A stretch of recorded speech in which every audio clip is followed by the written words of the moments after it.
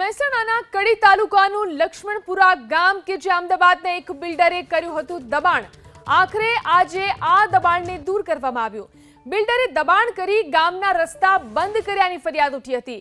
રસ્તા બંધ થતા ગામના ખેડૂતોએ હાઈકોર્ટનો દરવાજો ખટખટાવ્યો હતો। હાઈકોર્ટે મહેસાણા જિલ્લા કલેક્ટરને 7 દિવસમાં દબાણ દૂર કરી રસ્તો ખુલ્લો કરવાનો આદેશ કર્યો હતો, જેને લઈ આજે અધિકારીઓ ઘટના સ્થળ પર પહોંચ્યા અને રસ્તા પર કરેલા પાકા દબાણને દૂર કરવામાં આવ્યો। મહેસાણાના કડી તાલુકાના લક્ષ્મણપુરા ગામે ગેરકાયદેસર રસ્તા ઉપર દબાણ કરવામાં આવ્યું હતું। એક બિલ્ડર દ્વારા દબાણ કરવામાં આવ્યું, ત્યારબાદ કોર્ટે હુકમ કર્યો છે ને જે દબાણ છે તેને દૂર કરવામાં આવ્યા છે। કડી રેવન્યુ તલાટી અને જે સર્કલ ઓફિસર તે પણ અહીંયા પહોંચ્યા છે। આપ દ્રશ્યોમાં જોઈ શકો છો કે જે રીતે આ દબાણ કરવામાં આવ્યું હતું। મારે જે સ્થાનિક છે જેને આ સમગ્ર ઉજાગર કર્યું હતું। સાહેબ, શું ઘટના આખી હતી?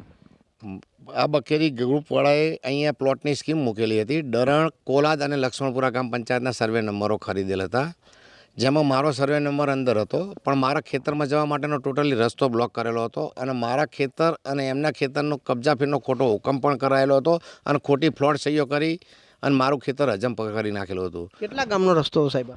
આ આખા ગામનો લક્ષ્મણપુરાથી ડરણે જવાનો સદંતર કાયમી રસ્તો ટોટલી હજમ કરી ગયેલા હા।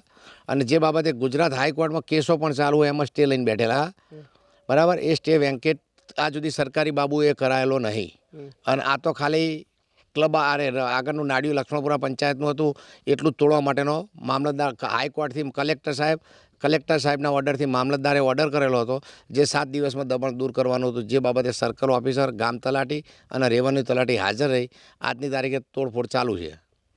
દ્રશ્યોમાં જોઈશું કઈ રીતે અહીંયા જે આ છેડ છે તેને તોડવામાં આવ્યું છે, આ સમગ્ર બનાવવામાં આવ્યું છે, ત્યારબાદ અહીંયા તેને તોડવામાં આવ્યું છે। જે ગ્રુપ હતું, જે બિલ્ડર હતો તેના દ્વારા અહીંયા પ્લોટિંગ કરવામાં આવ્યું હતું ને જે પ્લોટિંગ કરાયા બાદ જે રસ્તો હતો તે બંધ કરવામાં આવ્યો છે। આ જે બંને ગામને જોડતો આ રસ્તો હતો ને તેના ઉપર આ રીતે દબાણ કરવામાં આવ્યું હતું ને તે રસ્તો બંધ કરવામાં આવ્યો હતો। અહીંયા સર્કલ ઓફિસર પણ છે, તેમનાથી પણ વાત કરવાની કોશિશ કરી કે ખરેખર શું હતું।